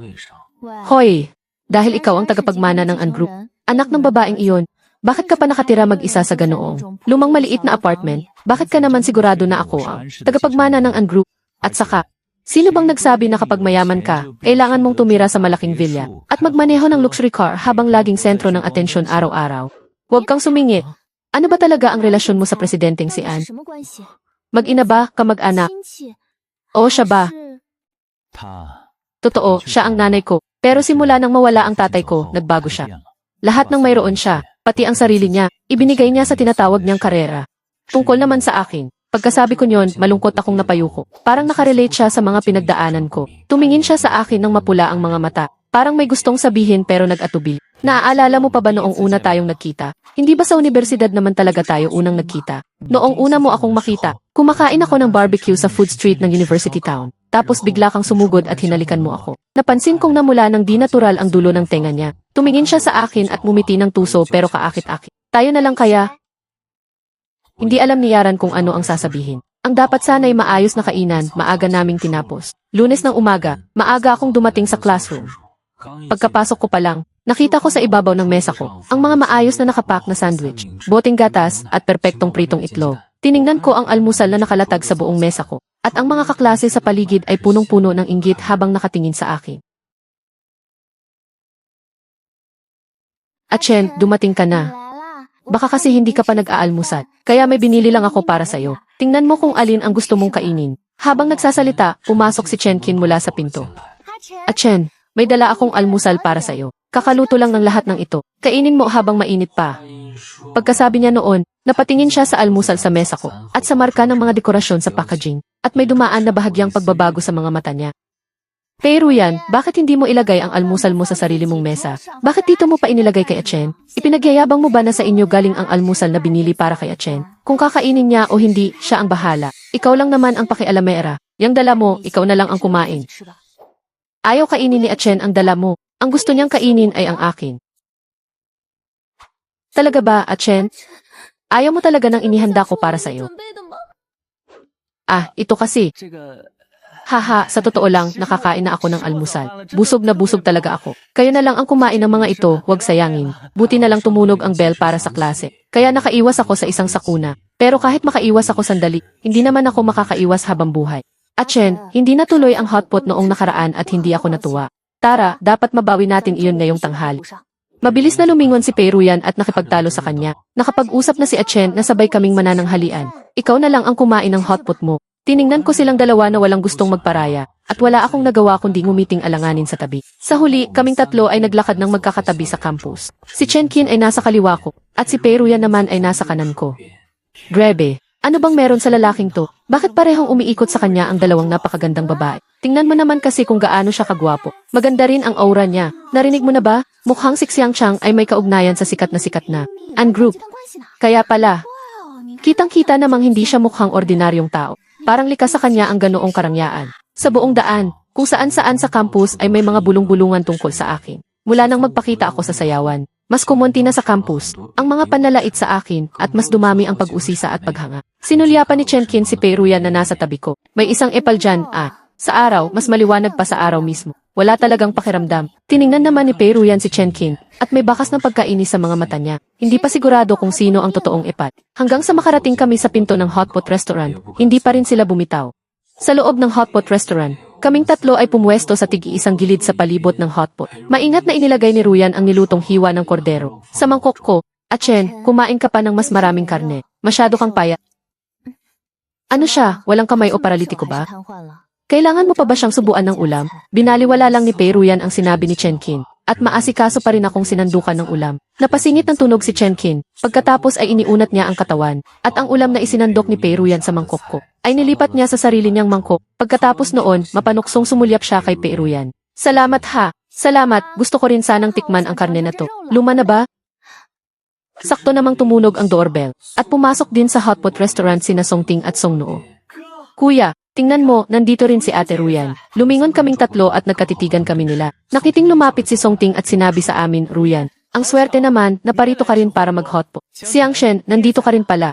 Pakibati mo ako kay Boss An. Tumingin si Chen King sa kanya at natatawang nagsabi, maghanap ka ng magpapabugbog din sa'yo. At siguradong magiging maayos na siya. Bakit? Gusto rin bang maranasan niya ang Master Song? Nang makita ni Songting na walang pumapansin sa kanya, nanatili pa rin siyang nakangiti at sinabing, haha, ang galing talagang magbiro ni Miss Chen. Sige, enjoy na lang kayo sa pagkain. Hindi na ako manggugulo. Pagkasabi noon, hinila niya si Songnoo at umalis. Sa labas ng hotpot restaurant, hindi nasisiyahang sinabi ni Songnoo, Kuya, bakit tayo umalis? Matagal ko nang gustong kumain sa tindahang to. Hirap na hirap pa tayong makapila. Bakit tayo matatakot sa kanila? Kain, kain, kain, yan lang ang alam mo. Hindi mo ba nakita na wala talaga silang pakialam sa atin? Siang Shen, Chenki at si Peruyan. Hintayin nyo lang, balang araw, pagbabayarin ko sila sa kayabangang ipinakita nila ngayon. Sa loob ng hotpot restaurant, puno ng pag-aalalang sabi ni Peruyan. At Chen, napakatagal magkimkim ng sama ng loob ni Songting. at pabago-bago rin ang ugali niya. Kapag nagtanim siya ng galit, siguradong gaganti siya. Noong huli, pinahiya ko siya ng ganoon, kaya siguradong hindi siya titigil basta-basta. Natatakot akong gumanti siya sa'yo, pero walang pakialam na tumingin si Chenkin at sinabing, hayaan mo siyang dumating. Gusto ko ngang makita kung anong kaguluhan ang magagawa ng simpleng Song family. Isa lang naman iyang asong nabubuhay sa tira ng pamilyang Chen. Kahit magwala pa siya, ano naman, sinulyapan ni Peruyan si Chenkin. Napapalibutan ka na nga ng kung ano-anong basura at gulo. Kung gusto niyang kumilos laban sa'yo, malamang kailangan pa niyang pumila. At Chen, makinig ka sa akin. Mas mabuting lumipat ka muna pabalik kina titaan nitong mga araw na to. O kaya sa villa ng pamilyaan. At least may mga bodyguard at katulong na mag-aalaga sa'yo. Mas ligtas. Paano kung maulit-ulit ang nangyari sa eskinita noong nakaraan? Hindi nasisiyahang sabi ni Chenkin. Bakit pa ako babalik sa malamig na villa na yon? Para tingnan ang mukha ng iba?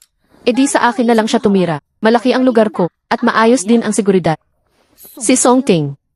At ang grupo niyang mga walang silbi. Kahit 10 pa ang dumating, mapapabagsak ko pa rin sila. Hindi nila magagalaw kahit isang hibla ng buhok mo. Yumuko ako at nag-isip. Alam kong may punto ang sinabi ni Chenkin. Kung nagawa akong pagtripan ni Song Ting ng isang beses, magagawa niya rin iyon ng 2 o 3 beses. Hindi naman pwedeng lagi akong nakadikit kay Chenkin. Ang daan pa uwi ay bumigat dahil sa biglaang paglitaw ni Song Ting. Tumigil na rin sa pagtatalo sina Chenkin at Peruyan. Kinagabihan, umupo ako sa sofa at nag-isip sandali. At sa huli ay tinawagan ko ang numerong nasa cellphone ko. Matapos ang sunod-sunod na busy tone na duo-duo-duo. Isang boses ng babaeng nasa gitnang edad ang narinig, hello. Ma, ako to, si Jiang Chen. Bakit ka tumawag? Busy ako ngayon. Gusto ko sanang bumalik sa lumang bahay at tumira roon ng ilang araw, pwede ba? Nasa Bay City ako ngayon para sa business trip. May problema rin sa bahay ni na Uncle Jiang. Kaya wala rin sila sa lumang bahay nitong mga araw na to. Walang tao roon. Kung hindi naman mahalagang bagay, huwag ka munang bumalik. Makakadagdag ka lang sa gulo. Pinakinggan ko ang malamig na boses ng babae sa telepono. At nakaramdam ako ng matinding pait sa puso. Ibinaba ko ang telepono. Tinitigan ko ang litrato ng buong pamilya sa album sa tabi ko. At napabuntong hininga. Noon, may lumabas na mensahe sa phone ko galing kay Chen Jing. Bukas ng hapon, may karera si Linlin. Chen, samahan mo akong manood, pwede. Napangiti ako nang may paglalambing habang nakatingin sa chat sa phone. Ganoon pa rin si Chenkin, palaging siya ang nasusunod. Sumagot ako sa kanya ng, sige. Sa racetrack, nakasuot si Linlin ng astig na racing suit. Mula sa malayo pa lang, kumakaway na siya sa amin ni Peruyan. Dumating din kayo sa wakas. Bilisan nyo, isasama ko kayo para makita si Xiaohe. Nandito sa side ni Sister Xin. Naku, dumating din ang poging binata para sumuporta kay ate. Sister King, panoorin mo na lang ang performance ko. Ngayon, iisa ang galaw namin ng kotse ko. Sisiguraduhin kong yayanigin namin ni Xiaohe ang buong venue at kukunin ang kampyonato. Sabay sabi niyon, hinaplos niya ang napaka-cool na kotseng pangkarera na kulay itim mula ulo hanggang dulo. Sinundan ko ng tingin ang direksyon ng kanyang mata. Alam kong si Xiaohe ay isa sa mga paboritong race car ni Chen Xin. Kaya pala pinilit niya akong manood ng karerang ito. Siguradong napakahalaga nito sa kanya. Ito ang laban ni Xilingling para patunayan ang sarili niya sa racing scene. At ito rin ang comeback race ni Xiaohe. Wala na akong ibang hinihiling, kundi ang matapos nila ang karera ng ligtas. At kung mapapamangha nila ang lahat, mas mabuti pa. Tiningnan ko siya at tumango. Siguradong mangyayari yon. Hindi ka bibigyan ni Xiaohe at Linlin. Ang paligsahang ito na inorganisa ng Universidad sa City, na nilahukan ng mga estudyante sa kolehiyo, ay mabilis na nagsimula. Mabilis na rumatsada si Xiaohe na minamaneho ni Xilingling. Sa unang kalahati ng karera, nanatili si Xilingling sa 2nd pwesto. Hindi nagtagal at dumating ang huling lap. Biglang diniinan ni Xilingling ang silinyador, at kitang-kitang nalampasan niya ang nasa 2nd pwesto. Napahiyaw kami ni Chenkin sa tuwa, ayos, lumampas na, malapit na siyang mag-first. Kaunti na lang, magpo-first na siya. Pagdaan ni Xiaohe sa kurbada, mukhang sa susunod na segundo ay malalampasan na niya ang nasa unang pwesto. Sa sandaling iyon, nawala ng kontrol ang race car at pumaling sa labas ng track. Kasunod noon ang malakas na bang. Tumama ang kanang bahagi ni Xiaohe sa gilid ng track. Bumuga ng makapal na itim na usok mula sa kotse. At agad nilamon ng pulang apoy ang kalahati ng katawan ng sasakyan. Mabilis kaming tumakbo papunta kay Xilingling na hindi malaman kung buhay pa o patay. Sa labas ng ospital, balisang naghihintay kami ni Chen King sa labas ng emergency room. Pagkatapos ng aksidente, sinabi ng tagapangasiwa ng truck na sila uli, Miss Chen, 2 araw bago ang insidente kay Ginoong Jiang, dumaan sa pagawaan ang batang amo ng pamilyang Suna si Suxing. Sabi niya kukunin lang niya ang naiwan niyang gamit, pero doon siya sa repair area ni Xiaohe. Mahigit 1 oras bago umalis. Blind spot ng kikids iyon, kaya hindi namin alam kung ano ang ginawa niya. Pagkarinig sa sinabi nila uli, namula sa galit ang mga mata ko. Ang galing mo talaga, Suxing. Hintayin mo lang ako. Hindi pa ito tapos. Pagkatapos ng operasyon, inilabas si Xilingling papunta sa kwarto ng pasyente. Ang kanang binti at kanang braso niya ay pansamantalang nakafix sa splint. Kahit na walang masyadong malubhang pinsalang dulot ang banggaan, may halatang gasgas ang braso at hita niya. Kailangan niyang magpahinga para gumaling. Habang tinitingnan namin ni Chen Qin si Xi Linlin natulog pa rin matapos ang operasyon. May pagsisising sabi niya, ang gusto talagang saktan ni Suksing ay ako. Iniabot ko ang kamay ko at inakbayan siya. Inalo ko siya, pagbabayaran niya ito. Ang ECT Finance Channel ay noon pa man ang news channel na pinahahalagahan ng mga lokal na negosyo. Lagi nitong ipinapalabas ang pinakabagong balitang pang-ekonomiya ng lungsod. Noong araw na iyon, naku, Sister Kin, hindi mo naman talaga kailangang mahirapang alagaan ako ng ganito. Ha? Umikot ang mga mata ko sa inis, at isinubo ko ang ubas sa bibig niya. Hindi pa rin maisara ng pagkain ang bibig mo. Sabay kaming napatingin sa balita sa T. Nagkatinginan kami at napangiti. Eksaktong tumunog ang boses ng balita sa telebisyon. Ang malaking balitang pang-ekonomiya sa Chi City ngayong araw.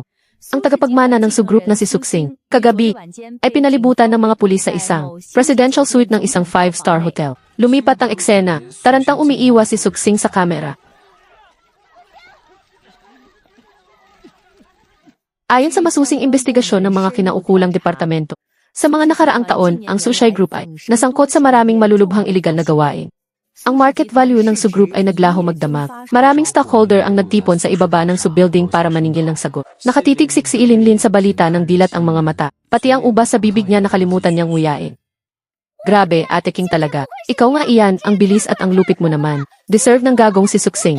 Haha, buti nga sa kanya at nananakit siya ng tao. May pagmamalaking bahagyang umiti si Chen King. Hindi mo ba alam kung sino ang Ate King mo? Kung mangangahas kang galawin ang tao ko. Iyan ang kahihinatnan mo. Napakaraming maruruming bagay na ginawa ni Suksin. Matagal na siyang dapat na parusahan. Pero kung bakit naasikaso agad ang bagay na ito, malaki rin ang pasasalamat sa Anjayang Group sa mga kritikal na ebidensyang ibinigay nila at sa kanilang kidlat-bilis na aksyon. Salamat sa iyo, Chen. Ayos lang. Hindi kailanman nag-iiwan ng puwang ang Su Group sa mga labanang pangnegosyo. Sarili nilang gawa ang sinapit nila. Ang mga ebidensya ng iligal na gawain ng Su Group na nakalap ko. Tumingin siya sa akin ng malalim. May bahid ng buntong hininga at tahimik na pagsang-ayon sa tingin niyang iyon. Bahagya lang siyang tumango at nilagdaan ang mga dokumento. Curious na tumingin sa amin si Ilingling. Hoy, hoy, hoy. Iba ang vibe ninyong dalawa. Hanggang saan na ba ang development? Kainin mo na lang ang ubas mo. Noon, tumawag si Peiruyan sa cellphone ko. Mula sa likod, narinig ko ang boses ni Ilinlin, Ate Kin. Nasugatan na nga ako, hinahampas mo pa ako. Woo. Lumabas ako ng pinto ng ward. Hello, Ruyan. Sa kabilang linya, narinig ang malumanay at pino niyang boses. Chen, kailan ka babalik? Bukas na ako babalik. Bakit?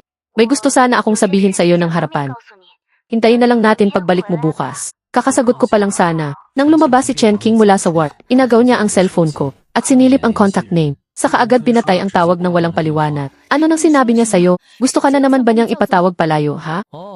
Wala namang malaking bagay. Oh, talagang wala. Bakit ang seryoso ng mukha mo kanina? At lumabas ka pa rito na parang umiiwas? Magsasalita ka ba o hindi? Kung hindi mo sasabihin. Dito mismo. Ang daming tao rito, ano bang ginagawa mo? O, gusto mo talaga akong? Sadyang nahihiya ka lang sabihin. Pagkasabi niya noon, dahil nasa pampublikong lugar kami, marahan ko siyang itinulak palayo. Sinabi ni Peiruyan na may sasabihin siya sa akin bukas.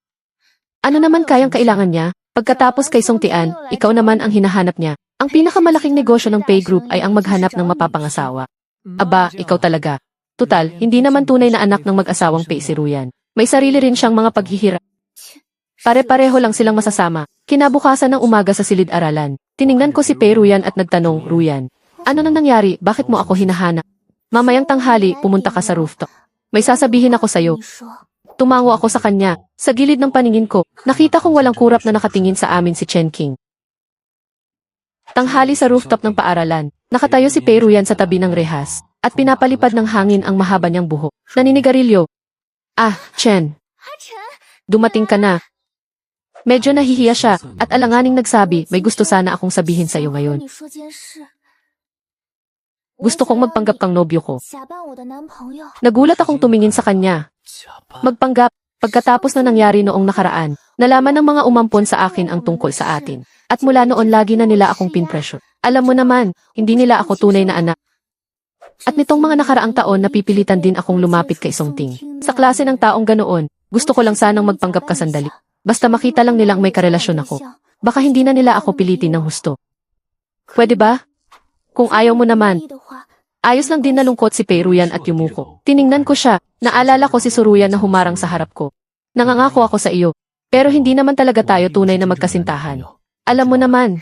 Salamat, Chen. Naiintindihan ko, isa-isa kaming bumaba ng hagdan, nauna at nahuli. Sa sandaling iyon, nasa pasilyo si Chen Qin. Chen, nakabalik ka na pala. Pagkakita ni Peiruyan, sadya siyang lumapit sa akin at tumingin kay Chen Qin. Kayong dalawa. Nagtatakang tumingin si Chen Qin sa kilos niya. Si B ang campus heartthrob noong kolehiyo. Chen, boyfriend ko na siya ngayon. Hindi ganoon iyon. Wag mong sabihin sa kanya. Sa ugali niya, kapag nalaman niyang peke ito, tiyak na ikakalat niya ito, at makakarating iyon sa mga umampon sa akin. Pag nangyari iyon, pipilitin na naman nila ako. Masasayang lang ang lahat ng napag-usapan natin kanina. Pagkarinig ko sa sinabi ni Peiruyan, napakagat ako sa labi. Sa huli, wala akong nasabing pagtanggi. Chen, kayo na ba talaga? Tumingin si Chen Qin sa lapit naming dalawa, at namula ang mga mata niya. Pagkasabi noon, tiningnan niya ako ng labis na nasasaktan. Pagkatapos ay tumalikod at umalis. Biglang sumikip ang dibdib ko. Chen Qin. Chen, huwag mong kalimutang pumunta sa bahay ko sa weekend. Kung magpapanggap tayo, lubusan na. Sigaw ni Peiruyan mula sa likuran ko. Nang hapon na at oras na ng klase, wala pa rin si Chen Qin. Tinawagan ko siya ng ilang beses pero hindi rin makontak. Pati sa messages, hindi rin siya sumasagot. Muli na naman, naglaho si Chen Qin sa buhay ko. Kita tayo sa weekend. Dumating ako sa bahay ni Peiruyan sa napagkasundo ang oras. Ang bahay nila Peiruyan ay isang hiwalay na villa. Nakatayo sa may pinto ang mag-asawang Chen para salubungin ako. Yaong Master Jiang, dumating ka na. Jiang Chen na lang ang itawag ninyo sa akin. Naku, sabi ni Ruyan, magkakilala na pala kayong dalawa mula pagkabata. Talagang may tadhana nga. Jiang Chen. Narinig kong hindi ka nakatira sa bahay ng An at mag-isa kang nakatira sa labas. Haha, bata pa pero may paninindigan na. Ni si Peiruyan ay hindi alam na nakatira ako sa labas. Hindi ko napigilang muling suriin ang ama sa harap ko. Abala sa trabaho ang nanay ko. Yaong Master Jiang, tikman mo ang gawa ko mismo. Pangatlong ate, tikman mo na. Mag-ingat ka sa asal mo. Alam ko na. Hay, Ruyan, mabuti naman ang intensyon ng pangatlong ate mo. Marahang tinapik ni Pei ang kamay ni Peiruyan. At inilapit pa niya ang dessert sa tabi ng kamay ko. Chen, huwag kang mahiya. Kumain ka. Ruyan, ikaw na lang ang kumain. Siguro gutom ka na. Agad nagbago ang mga mukha ng ina ni Pei at ng babaeng nakapula. Nagpasalamat sa akin si Pei Ruyan sa pamamagitan ng tingin. Sige, ngayong nandito na ang lahat. Pag-usapan na natin ang mahalagang bagay. Jiang Chen, dahil mahal ninyo ang isa't isa, mas mabuting mapagpasyahan na ito ng maaga. Hindi ba? Yan din ang gusto kong sabihin. Napag-usapan na namin ni Ruyan, pagkatapos naming graduate ng high school, balak naming magpunta sa Amerika para magpatuloy ng pag-aaral. Magulo at matrabaho ang seremonya ng kasal. Kapag maayos na ang pag-aaral namin sa abroad, hindi pa huli kung saka na namin ito gawin. Gusto rin ito ng nanay ko. Naniniwala siyang dapat unahin ang mga kabataan ang karera. Haha. Kung mungkahi ito ni President An, sige, susundin namin kayo. Pangit pa rin ang mukha ng ina ni Pei at ng pangatlong ate sa tabi niya. Pero hindi na sila nangahas magsalita pa. Palihim na nakahinga ng maluwag si Peiruyan. Palihim din niya akong binigyan ng mapagpasalamat na tingin. Bahagya akong tumango. Pero ang isip ko ay puno ng paglubog sa alaala. Ang itsura niyang namumula ang mga mata habang tumatalikod at umaalis. Parang isang pinong karayom na tumutusok sa dibdib ko hanggang sumikip ito. Sa wakas, natapos din ang pekeng pagbisitang ito. Pagkalabas ko pa lang ng villa ng pamilya Pe, agad kong inilabas ang phone ko at tinawagan si Chen Qin. Sa kabilang linya, ganoon pa rin ang malamig na boses. Ang numerong inyong tinatawagan ay pansamantalang hindi maabot. Napahigpit ang hawak ko sa phone hanggang mamuti ang mga daliri ko. Ikatlong araw na ito ng pagkawala niya. At ito rin ang unang beses na nakaramdam ako ng ganitong matinding pagkalito. Kilala ko siya ng husto. Mukha man siyang mapusok at matapang sa labas. Puno ng tinik ang pagkatao niya. Dahil lahat iyon sa panggigipit ng malamig na pamilyang iyon, isa ako sa ilang taong nakapasok sa puso niya. Pero dahil gusto kong tulungan si Peiruyan, ako mismo ang nagtulak sa kanya pabalik sa dilim. Pamilyar ang daan ko hanggang sa tapat ng apartment niya, at marahan akong kumatok sa pinto. Ako ito, Jiang Chen. Chen Xin, alam kong nakikinig ka. Hindi totoong kami ni Peiruyan. Peke lang ang lahat. Tinutulungan ko lang siyang harapin ang pamilya niya. Hindi kita niloko. Hindi kailanman. May klik na tunog at bumukas ang pinto. Nakatayo si Chen Xin sa may pintuan. Namumugto ang mga mata niyang parang walnut at makapal ang eyebag sa ilalim ng mga mata. Pumayat siya ng husto. Pagkakita ko sa kanya, kumirot ng matindi ang dibdib ko. Pek! Kung ganoon, bakit hindi ka nagpaliwanag noon? Jiang Cheng. Akala ko iba ka sa iba. Mula pagkabata, wala nang nagmahal sa akin. Ang tatay ko, sa madrasta ko lang nakikinig. Itinuturing ng babaeng iyon na kayamanan si Peruyan. At ako naman, parang sobrang anak sa labas na hindi kailangan. Sa universidad, nakilala kita. Ikaw lang ang hindi nandiri sa akin at hindi ako itinulak palayo. Iniabot ko ang kamay ko at marahang pinunasan ang mga luha niya. Dumikit ang mga daliri ko sa mainit-init niyang bala. Malambing pero matatag ang boses ko. Paumanhin, Chen Xin. Kasalanan ko ito. Kaibigan ko si Peruyan noong bata pa kami. At ngayon, pinipilit siya ng ampon niyang ina sa isang arranged marriage. Wala na siyang matakbuhan. Kaya tinulungan ko lang siya sa pagpapanggap na ako ang nobyo niya para sa pamilya niya. Hindi ko siya kailanman nagustuhan, lalo na't hindi ko naisip na makasama siya. Sa puso ko, ikaw lang mula simula hanggang huli. Ikaw lang ang tunay kong minamahal. Totoong totoo. Mahigpit kong hinawakan ang kamay niya. Noong una sa food street ng University Town, hinahalikan mo ako. Nagulo na ang tibok ng puso ko. Pagkatapos noon, sa universidad, lagi mo akong pinupuntirya. Pero hindi mapigilan ng mga mata ko na sundan ka. Matapang ang bibig mo, pero lagi mo akong pinoprotektahan. Inaalala ako at ipinaglalaban mo pa ako. Simula noong araw na iyon sa food street ng University Town, nahulog na ang loob ko sa iyo, at nagsimula kitang magustuhan. Mas lalo pang bumuhos ang luha ni Chen Xin, pero bigla siyang yumakap sa akin, at mahigpit akong niyakap. Huwag mo na akong lolokohin uli. Huwag mo na rin akong iwanang mag-isa. Nangangako ako. Hindi na maulit kailanman. Marahan kong tinapik ang likod niya, at sa wakas ay naalis din ang batong 3 araw na bumibigat sa puso ko. Hindi man kalakihan ang apartment niya, pero malinis itong ayos. Puno ng mga poster ng karera ang dingding, at may helmet sa sulok. Sa bawat sulok, ramdam ang masigla niyang presensya. Matagal akong nanatiling kasama siya. Hinintay kong kumalma ang damdamin niya, bago ko dahan-dahang ipinaliwanag ang lahat. Hinanap ako ni Peruyan, at sinabing may sumusunod sa kanya, kaya gusto niyang magpanggap akong nobyo niya. Hindi nagtagal, tumunog ang doorbell. Pagbukas ko ng pinto, si Peruyan ang nasa labas. May dala siyang isang supot ng prutas. Nang makita niya ang kumalma ng si Chen Xin, siya na ang lumapit. Chen Xin, paumanhin, nagamit ko si Jiang Chen noon. Sadya kong gumawa ng hindi pagkakaunawaan para masaktan ka. Talagang humihingi ako ng tawad. May bahagya pa ring paglayo sa tingin ni Chen Xin. Pero wala na ang dati niyang talim. Ikaw ang kayamanang inaalagaan ng pamilyang Pe. Bakit ka pa humihingi ng tawad sa isang sobrang taong tulad ko? Mapait na umiti si Peruyan, at may bahid ng paggaan sa dulo ng taon. Inampon lang ako. Mas alam ko kaysa kanino man ang pakiramdam ng maiwan sa gilid. Nakikita kong mahalaga sa iyo si Jiang Chen. Hindi ko dapat ginamit ang makasariling paraang ito para saktan ka. Sa totoo lang, pare-pareho lang tayong mga taong nagkukulang sa pagmamahal. Walang saysay na pahirapan pa natin ang isa't isa. Sandaling natahimik si Chen Xin, at nang tingnan niya ang tapat na tingin ni Peruyan, marahan siyang tumango sa wakas. Hayaan na natin ang mga nangyari noon. Lahat ng hindi pagkakaunawa ang naipon sa pagitan naming tatlo. Sa wakas ay tuluyang nalinaw sa sandaling ito. At sa wakas ay naunawaan din ni Chen King. Hindi ako kailanman pumili ng iba. Mula simula hanggang dulo, siya lang ang pinili ko. Pagbalik sa paaralan, hindi pa rin sumusuko sina Song Ting at Song Noo. Gusto nilang pahirapan kami gamit ang katayuan ng pamilya nila. Pero hindi nila alam na matapos bumagsak ang Sugroup, nawala ng lahat ng masasandalan ang pamilyang Song. Matagal nang nawala ang dating dingding nila. Sinubukan ni Song Ting na ikalat sa campus ang chismis tungkol sa amin ni Chen Xin. Pero agad itong nabunyag ni Xilin Lin kasama ang isang grupo ng mga kaklase. Sa sobrang hiya at galit, gusto niyang manakit. Pero siya ang nahuli ng mga gwardiya at napatawan ng mabigat na parusa. Hindi nagtagal.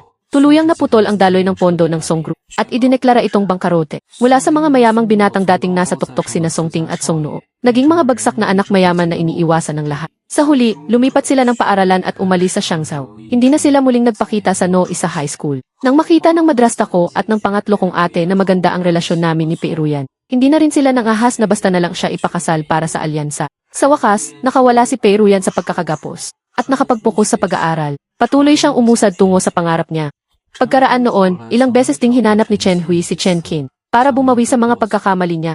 Pero palagi siyang tinatanggihan ni Chen Qin. Ang lamig na ipinakita niya sa loob ng mga taong iyon, hindi mapapawi ng ilang salitang paghingi ng tawad. Ang gusto lang ni Chen Qin ay sarili niyang tahimik na buhay. Nang tuluyan ng gumaling ang sugat ni Xilin Lin, bumalik siya sa reset track. Sa tulong namin ni Chen Xin, masikap siyang nagsanay, at sa huli ay nakuha ang kampyonato sa pambansang karera ng mga estudyante sa kolehiyo. Naging isa siyang bagong racer na pinagtutuunan ng pansin. Sa wakas, nagkaunawaan din kami ng nanay ko. Binitiwan niya ang parte ng trabaho niya at madalas na siyang sumama sa akin. Ang pag-aaruga ng isang ina na matagal kong nawala, unti-unting bumalik sa tabi ko. Hindi na ako ang dating malungkot at mababang tingin sa sarili, na binatilyong binubuli. Noong araw ng pagtatapos namin sa kolehiyo, lalo pang napakaganda ng pamumulaklak ng mga punong phoenix sa paaralan. Akong si Chen Qin, kasama sina Pei Ruyan at si Linlin ay magkatabing naglalakad sa campus. Ang sikat ng araw na tumatago sa mga dahon at sumasayad sa katawan ay punong-puno ng lambing ng kabataan. Nakasandal si Chen Qing sa balikat ko. Hinihipa ng hangin ang pulang buhok niya at napakaliwanag ng ngiti niya. Magte-take tayo ng postgraduate exam sa iisang lungsod. Susundan kita palagi. Iinisin kita ng husto, okay? Habang buhay kitang susundan, bawal kang umatras. Nakatingin sa amin si Ruyan at puno ng basbas ang mga mata niya. Mag-aaral ako ng literatura. Sa hinaharap, magsusulat ako ng napakaraming mainit na kwento. Tungkol naman sa akin, sa amin na tulad naming nasaktan noon, ipagpapatuloy ko ang pagkarera. Hindi sapat ang pagiging pambansang kampiyon. Kukunin ko ang kampyonato sa buong mundo. Ipapakita ko sa lahat ang bilis ko. Lahat ng paghihirap at dilim ay nakaraan na. Ang mga sugat na naranasan namin, ang mga luhang na ibuhos, lahat ay naging medalya ng paglaki. Nagtagumpay kami ni Chen Qing sa entrance exam para sa graduate school at pumasok sa iisang paaralan. Ang major ko ay finance at unti-unti kong tinanggap ang negosyo ng nanay ko. Naging isa akong batang negosyanteng kaya nang tumayo sa sarili. Hindi sumuko si Chen Jun sa pagkarera at naging pinakabatang babaeng racer sa bansa. Sa ibabaw ng karerahan, siya pa rin ang pinakamaningning na ligaw na gansa. Pagbalik ni Pei Ruyan mula sa buhay estudyante sa ibang lugar, naging manunulat siya at ginamit ang kanyang panulat para magsulat ng mga kwentong nagpapagaling ng puso. Isang araw, pagkatapos ng 3 oras na meeting para sa proyekto, agad na nag-pop up ang mensahe ni Chen Qin sa phone ko. May friendly race sa Chengzhou Track ngayong gabi. May inireserba akong exclusive na upuan para sa'yo. Bilisan mo. Nakangiti akong nag-reply. Parating na ako. Excited na akong makita kang magkampiyon, Racer Chen. Malalim ang gabi, pero nagliliwanag ang buong racetrack. Nasa tabi na ng kotse si Chen Qin. Pagkakita sa akin, bahagya siyang tumakbo palapit. Akala ko abala ka sa trabaho. At nakalimutan mo na ang asawa mo sa racetrack. Kahit gaano pa ako kaabala, hindi ko palalampasin ang kahit isang karera ng asawa ko. Kinakabahan ka ba? 3 buwan kang naghanda. Halos siguradong panalo na ako. Ang hinihintay ko na lang ay magkampiyon at umuwi para ipagdiwang mo ako. Hindi mahalaga ang panalo o talo. Kaligtasan muna. Isinuot niya ng maayos ang helmet niya at tumingin sa akin sa likod ng visor. Huwag kang mag-alala, siguradong matatapos ko ng maayos at uwi akong kasama mo. Pumawi sa dilim ng gabi ang matingkad na pulang katawan ng sasakyan. Mabilis at maliksi ang galaw nito. Makalipas ang 20 minuto, natapos ang karera. Matatag kong nakuha ang kampyonato. Mabilis siyang tumakbo papunta sa akin. Napunong-puno ng saya ang mga mata niya. Hindi ba napakagaling ng asawa mo? Palagi. Sa lahat ng oras. Sa paningin ko. Ikaw ang laging pinakamaningning. Pagkatapos, dahan-dahang lumapit si Pei Ruyan. Nagsalita si Chen Qiao, binabati kita sa pagkakampiyon. Akin, mabuti na lang at umabot ka. Salamat. Ikaw nga, ang laki ng naging patok ng bago mong libro. Mas usap-usapan pa kaysa sa pagkakampiyon ko. Pagsusulat lang naman iyon tungkol sa paglaki at sa paghahanap sa sarili. Hindi maikukumpara sa inyo na ang isa ay humahabol sa hangin sa karerahan at ang isa na mailaging nakaalalay sa likod. Nga, napangalagaan nating lahat ang pinanghawakan natin noong kabataan. At ako ang pinakamaswerte. Napangasawa ko ang taong minahal ko pa noong bata ako. Tumingala siya sa akin at nakangiting nagsabi, sige na, puntahan natin ang lumang night market. Libre ng asawa ko pang celebrate ng panalo ko. Nagkaisa agad kaming 3. Saglit na naging mainit ang himig ng lungsod at tinangay ng hangin sa gabi ang pagod. Habang nagkukwentuhan, marahang napabuntong hininga si Chen Qin. Dati, parang inilalagay ako ng lahat sa isang kahon. Napakahirap noon. Ikaw lang ang sumuporta sa akin ng buong buo mula simula hanggang dulo. At saka, ikaw mismo, habang hinahabol ang mahal mo, ay nagniningning na. Ang magagawa ko lang ay protektahan ang liwanag na iyon. Lumipas ang ilang taon, nagpakasal kami ni Chen Qin matapos ang mahabang taon ng pag-iibigan. Sa 3 taon ng kasal namin, ipinanganak ang anak naming si Sisui. Isang weekend, dumalaw sina Pei Ruyan at Chen Qiao. Nang makita ko sila, umiti akong tumayo para salubungin sila. Iniabot ni Pei Ruyan sa bata ang isang bagong-bagong orihinal na picture book para kay Sisui. Naway maging ligtas at walang alalahanin ang buong buhay mo. Kayong dalawa, lagi ninyo siyang binibaby. Kasabay nito, sumandal siya sa balikat ko. Marahan siyang napabuntong hininga, ang bilis talaga ng panahon. Noon, litong-lito pa tayo sa hinaharap at desperadong gustong patunayan ang sarili. Ngayon, maayos na ang karir at buo na rin ang pamilya. Kung ganon, para sa national final sa susunod na buwan, kumusta ang paghahanda mo? Ito ang pinakamahalagang laban ngayong taon. Kapag nanalo ka, ikaw ang overall champion ng taon. Sa totoo lang, medyo kinakabahan ako. Ikaw at si Sui. Pwede bang nandoon kayong dalawa para samahan ako? Kapag nandyan kayo, saka lang lubusang panatag ang loob ko. Sasamahan kita mula umpisa hanggang dulo. Naayos ko na ang lahat ng gawain sa kumpanya. Lahat iyon magbibigay daan sa finals mo. Ipinapangako kung hindi ako mawawala. Ang bait talaga ng asawa ko. Tumango si Pei Ruyan bilang pagsang-ayon. Ako rin, kinansela ko na ang lahat ng schedule ko sa susunod na buwan. Pupunta ako sa venue para sumuporta sa'yo. At isusulat ko rin ang kwento mo ng paghahabol sa hangin at mga pangarap. Sa libro ko, kapag nakita ko ang maningning na sandali ng pagtawid ko sa finish line bilang kampiyon, kayong dalawa lang ang nakakita sa lugmok kong anyo noong nasusugatan ako sa ensayo. Kayo ang patuloy na umunawa at sumuporta sa akin hanggang ngayon. Marahan kong hinaplos ang tuktok ng ulo niya. Ang lahat ng kahihiyan at luha na iyon ay bahagi mo rin. Ako ang magiging sandigan mo magpakailanman. Dumating ang final sa takdang panahon. Punong-puno ang karerahan, walang bakanting upuan. Ang pulang race car ang unang tumawid sa finish line. Umalingaw-ngaw ang dagundong ng palakpakan. Masiglang kumaway si Suisui at sumigaw, ang galing ni Tita Pe. Sa nag-aalab na sandaling iyon, marahan akong napabulong, hindi kailanman kumukupas ang pagmamahal sa pinili. Napakaganda. Tinitigan ko ang mahal kong nagniningning sa karerahan, at ang matalik kong kaibigan at ang bata sa tabi ko. Punong-puno ng kaganapan ang puso ko. Mula sa pagsasama noong kabataan hanggang sa pagsasandigan habang buhay, lahat ng pagmamahal ay may tugon. At lahat ng pagtakbo tungo sa pangarap ay nauwi sa kaganapan.